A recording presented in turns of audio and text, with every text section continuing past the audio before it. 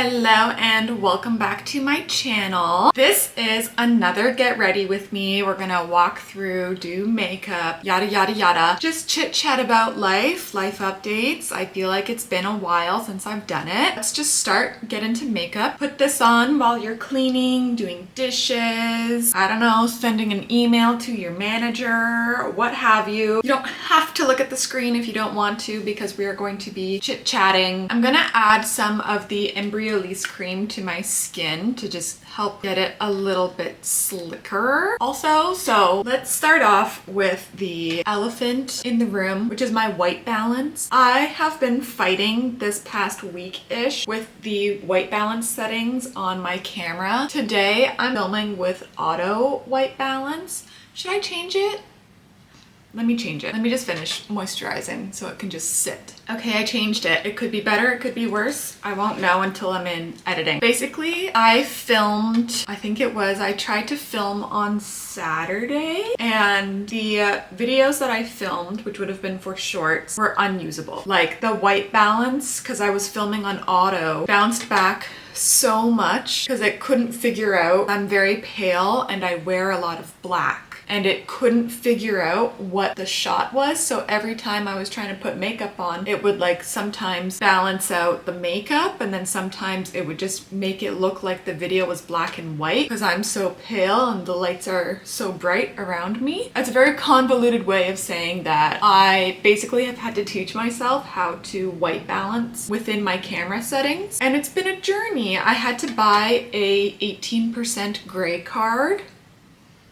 I don't know what it does. It's just a thing that you hold up to the camera and you hit a button. But I basically had to teach myself white balancing, which means that in editing, when I use Wondershare Filmora, I've also had to figure out the white balancing and like color adjusting in there by using like the actual settings, not just like the scroll bar, but going in and setting like red, orange, yellow, green, blue, indigo, violet. It's been a journey. So trying to figure it out has just been a little bit intense for me. I've been very frustrated this past week. I've like cried because big emotions, we have to let them out sometimes. If you've noticed that my short videos have like changed, and obviously because I just did it in this video, you'll see that it changed, hopefully. Yeah, I don't know if it's a good change, I don't know if it's a bad change. Maybe in 3 months I'll go back to auto because I'm too frustrated having to adjust everything. I really don't know, but you guys are stuck with me for the ride. I'm just concealing now with the MAC Serum Concealer, and I need tissue.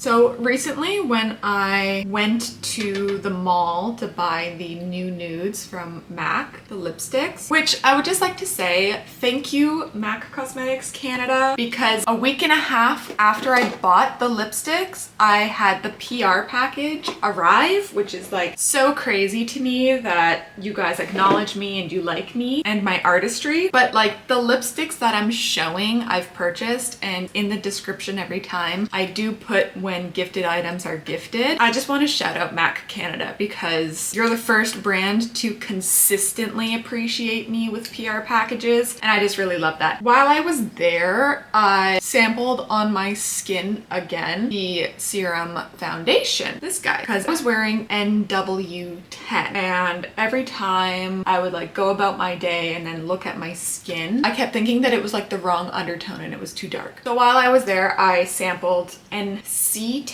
instead, because I know the shades are sometimes like cool means warm and warm means cool, but some shades aren't actually warm, they're more like neutrally. I think this is a better match. I feel like I could go to NC5, but that might be a little too crazy. I feel like for the winter, this is good, and in the summer, I can easily add warmth. And this foundation, the Studio Radiance Serum Powered, pairs so well with the Pat McGrath Labs foundation. Like nothing is affected in both formulas. I have a bunch of Pat McGrath foundations when I was trying to find my shade with that brand. So I have tan adjusters, we'll call them, for when summer hits. But I love the formula of the Studio Radiance, and I love the formula of the Pat McGrath. So sometimes when I'm feeling a little crazy, I'll just mix them just because. Especially since the Pat McGrath is that skin skincare-y, but more matte than the Studio Radiance. I feel like it even adds a little bit more of that longevity than this particular formula has. But I definitely am not wearing the Pat McGrath as much in the winter, even though it's beautiful in the winter. The Studio Radiance is just that much better.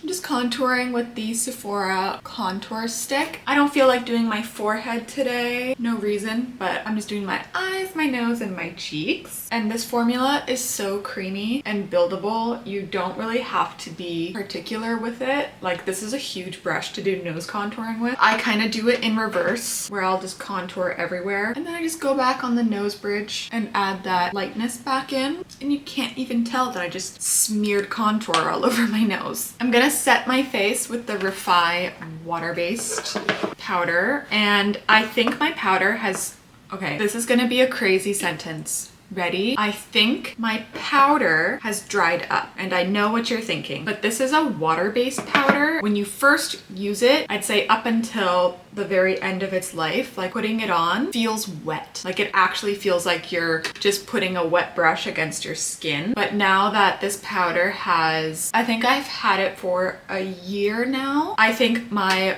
water within the water-based powder is gone. Like I'm pretty sure it's evaporated by this point. And it does have like a double lock where you close this. They tell you to keep it closed at all times, and then you put the screw cap back on. But now I like fully think that, because even the bristles of my brush aren't damp anymore, but it's still a nice powder. Like this is the powder I will use if I'm like seeing humans, and also the powder I will use if I think there's going to be flash photography. But I do think that it darkens ever so slightly your base because it is tinted. And if you're fair, then we know that a tinted powder is very scary because it will change your base color. It just will.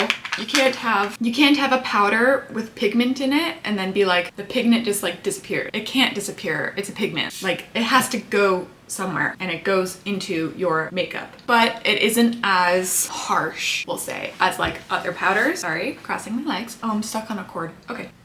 I feel like having eyebrows, so I'm just gonna go in with these two pencils. This is the Sephora collection. This one is the Maybelline Xpress Brow. This was gifted in PR. Not the best, not the worst. I prefer the Sephora one. This eyebrow is so much thicker. Oh my god, what did I do? This is what happens when you get ready so far away from your mirror. That's better. Except the arch. I made the arch like really far in. I don't know why I did that. It's fine. It's good enough. It's good enough. I'll just keep moving. I'll never stay still in one place. You'll never know if I just do this in public. You'll never be able to tell that my eyebrows are weird today. I think I'm going to do my eyeshadow next. I've kind of been loving the no blush vibe and just going in with the contour. So I'm just gonna see if that is how I feel today. I'm gonna go in and do a halo with this shimmer gray purple finger. That one, which is from the Viseart T4 Violetta. But this is my second custom palette that I did for myself for my birthday. You should go see the other video. I think I fully explain it in a different video, so I'm not gonna re-explain myself. Go watch that one. Literally can't remember if we were talking about something while I was sitting here thinking what to do. I'm just gonna move on with my conversation. Move everything away. Get away from me. Ooh, that's much better. You can see the shadow here. It's much closer now. Keeping our little conversation moving, am I gonna come clean? I think I'll come clean. I was gonna wait a couple more months to confess because I'm just not sure how many people I may hurt. I am growing out my hair. Stay with me now. My most popular video on my channel, which I was never expecting to get so many views, is a vertical format video where I talk about things you should expect when you cut your hair. Because in the summer, I noticed a lot more publications coming out with like, is this the year of the pixie kind of like titles for the articles? And I thought it would be very irresponsible of the publications to like trick women, other people, into cutting their hair and then they like hate it. So I made that video for the few people out there who maybe look things up before they do things. But at the same time, when I made that video, I was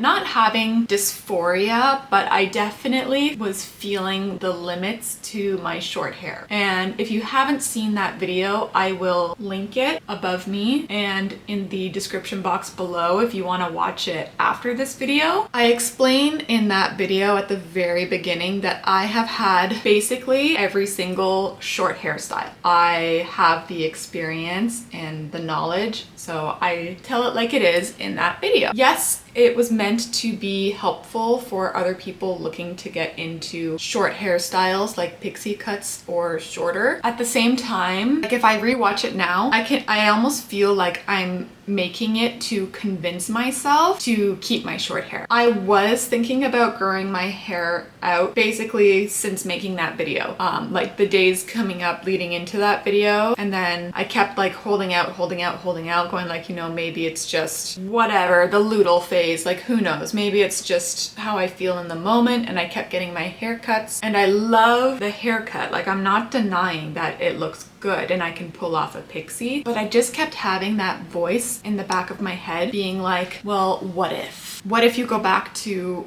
long hair? And by like long hair, I mean I'm aiming for like a French bob, an edgy 90s French bob. But when you've had short hair for over a decade, that's pretty long. And so that's my goal right now, is to just go to a bob. And the beautiful thing is an opinion that I share in my original video and I'm sharing again here, is it is just hair. At the end of the day, it is hair. Ironically, it's the reverse of what everyone always says. Everyone always says that it's hair, it'll grow back. But for me, it's kind of like, it's just hair. I can cut it if I hate it long, you know? And I think that's kind of funny in my circumstance, that it's like I can easily cut it back if I don't like the length of hair. But I do want to see myself with that hair length again. And there is content out there of me in wigs and stuff, but a wig isn't the same. One, because I can't afford human hair, so it will never be, the texture will never be right. And then two, the density isn't the same. And I'm sure you know this if you have like thick hair, thin hair, like if you have any kind of hair and then you put on a wig and it's just not your hair texture, you notice. So it doesn't feel like it's accurate in any way. I don't know if that makes sense, but putting on a wig in the length that I want, just it still doesn't have that same feeling, because it feels like there's not enough hair, because I have very thick hair. Still, it doesn't feel the same. It doesn't lay the same. And I know it's because it's plastic, but I'm not spending $2,000 on a wig to see if I want to grow out my hair. I'll just spend the time to grow out my hair and figure it out then. I'm now gonna go in with a black and just deepen. I just wanted to take this as a sort of confessional, because I did get quite a number of followers from that video, but I feel like it would be pretty shitty for me to just like grow out my hair and never talk about it. We have to talk about it. It's like a relationship, you and I. We have to talk. If we don't talk, that's a messed up relationship. Okay, this is what I'm working with now. I'm going to take this Oden Cosmetics shade Lola, and I'm gonna put it in the center of the eye, but I'm gonna use my finger. I find these Oden shadows, she's beautiful, really like to be applied with a finger. I feel like this year is the year that I'm going to do another Oden's Eye order, because a lot of people loved this Lola shade when they first came out with it. They heard the people and then they came out with like, I think 6 more of these clear base multichromes, and it is just such a gorgeous shade. And I really want the one that's like bluey pinky. This one is like bluey chartreusey lime greeny. Still gorgeous, but I just want the option to have the other color flips, because ideally I totally would have gone blue and purple with this, but I'm working with the one clear base multichrome that I have. And I think because I still want the blue, I'm gonna go in with the Pat McGrath special shade in the first Mothership here. I'm just gonna pick it up on a big brush and just pat all over. I'm gonna stop talking about growing up my hair now. I hope that it made sense to you, and I hope I can fix it in editing if it doesn't. I'm just filling in this gap that got a little patchy when I used my finger. That's better. Finally got a new black charcoal pencil. This is Black Chromaline from MAC. Deep breaths. So scary. It's so scary doing that. Okay. It looks crazy, but we are going to be smudging this, so it'll be fine. And I'm just gonna deepen where the black gray is. I love this part of doing a halo eye because it literally doesn't have to be precise, even in the slightest, because you're gonna blend it. So you're just gonna take a little smudgy smudge brush and then just kind of like, the way I would describe it is you're blending in place, trying your best to keep that black within the area that you placed it. Oh, it's like a beautiful bird, a beautiful raven or crow, or like, oh. And I'm just gonna take the remains of the black shadow and just pat it. And I'm going to tight line. I'm not gonna keep it in the video, but I'm going to tight line my whole eye because some people don't like things touching eyes, so I see you. Just blending that edge of where the lashes meet the waterline so it's a little bit less harsh. Aya wants to weep today, of course, because that's always how it works when you do these kinds of looks. I really liked my bird comment, so I'm gonna go in with this sheer white shade, which has some purpley blue in it, but not quite the same as the Oden's eye. This one is from Viseart, and I'm just gonna put it on the inner eye just to get that purple in there. See that? Now it's more like a bird, because crows have like blue, purple, green. They're like a rainbow oil slick, and this feels better now. Let's see if I can sharpen this. Yeah.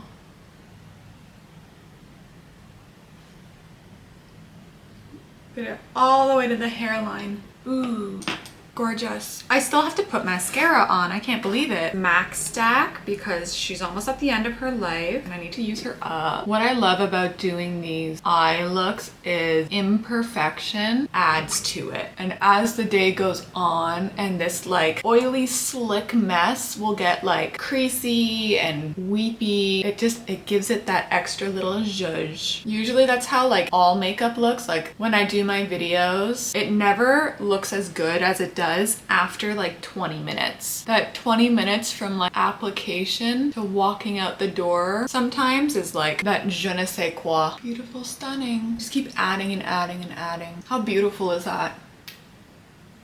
Ooh. Ooh. Yeah. I feel like I do want blush. Natural. I'm gonna go in with Flirtatious from Pat McGrath Labs, and I'm just gonna add a touch color. Ever a whisper. A whisper. Oh, this is so beautiful. Okay, for lips, I'm gonna go in. I want to pull focus to the eyes. So I'm gonna go in with like a modern concealer lip. It's Personal Powder Kiss Liquid Color.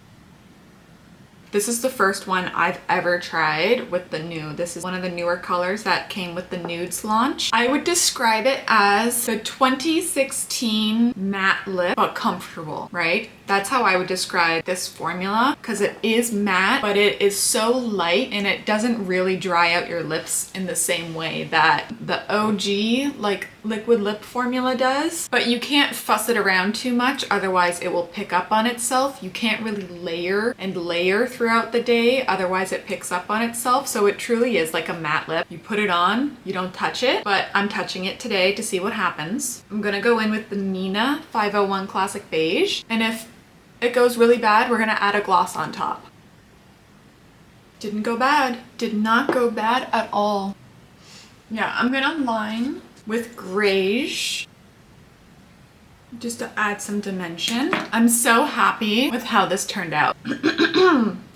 Goodness. This pretty much will sum up the video, you guys. I hope you liked this little chatty session. We haven't had one in a hot minute. Yeah, if you liked this video, give it a thumbs up, share it, save it, whatever you want to look back on for this little inspirational get ready with me / chit chatty FaceTime. All the products that I used today will be in the description box down below, as well as any links to the videos I mentioned before. Feel free to subscribe so you'll see me pop up on your feed more often. As always, you can follow me on TikTok and Instagram. Both are Claire Cuckoo as well. That's all from me this week, so I will see you guys in my next one. Bye!